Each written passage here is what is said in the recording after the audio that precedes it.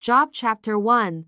The man who had everything. Job was a very good man. He loved God, he was kind to everyone, and he was incredibly rich. He had 7 sons and 3 daughters, 7,000 sheep and 3,000 camels, 500 teams of oxen and 500 donkeys. One day, in heaven, God told the accuser Satan, "Look at my servant Job, there is no one like him." The accuser argued, "Job only loves you because you give him good things. If you take them away, he will be mean to you." God allowed a test. In just one day, 4 messengers ran to Job with terrible news. His animals were stolen, and a great wind knocked down a house where his children were. Job lost almost everything he loved in a single afternoon. But instead of being angry at God, Job fell to the ground and said, "The Lord gave, and the Lord has taken away. May the name of the Lord be praised." Next chapter, chapter 2,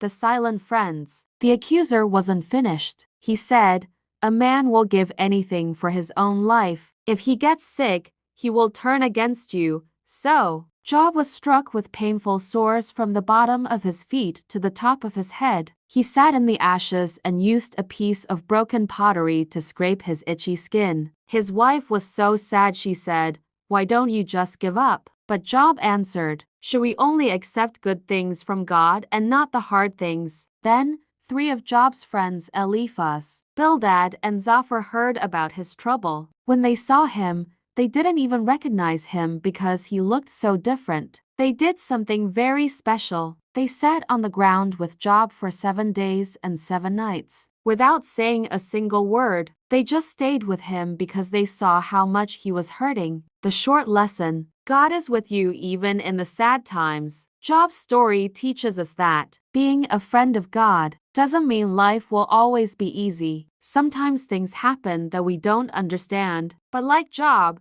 we can choose to trust that God is still there, even when we are sitting in the ashes. Solo mission. Your turn. Psalms 14, 15, and 16.